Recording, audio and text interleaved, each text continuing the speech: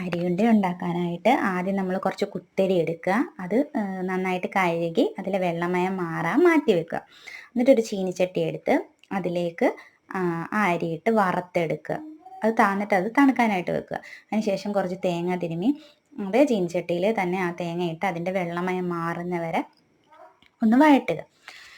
അതിലേക്ക് ആവശ്യമായിട്ടുള്ള ശർക്കരയും കൂടെ ചീകി വെക്കുക. എന്നിട്ടൊരു മിക്സിക്കകത്തോട്ട് അതിട്ട് അരി തണുത്തതിന് ശേഷം മാത്രമേ ഇടാവുള്ളൂ. തണുത്തതിന് ശേഷം അരി ഇട്ടിട്ട് അത് നന്നായിട്ട് പൊടിച്ചെടുക്കുക. പൊടിച്ച പൊടി നമ്മളൊരു പാത്രത്തിലോട്ട് കുറച്ച് മാറ്റി വെക്കുക. എന്നിട്ട് അതിലോട്ട് ആ വറുത്ത് വെച്ച തേങ്ങയും കൂടി ഇട്ട് ജസ്റ്റ് ഒന്ന് പൊടിച്ചെടുക്കുക. അത് കഴിഞ്ഞ് ആ ശർക്കരയും നമ്മൾ ചീകി വെച്ചേക്കുന്ന ശർക്കരയും കൂടെ എടുത്തിടുക. അതിലേക്ക് കുറച്ച് ജീരകവും കുറച്ച് ഏലക്കയും കൂടെ ചേർത്ത് നന്നായിട്ട് പൊടിച്ചെടുക്കുക. എന്നിട്ട്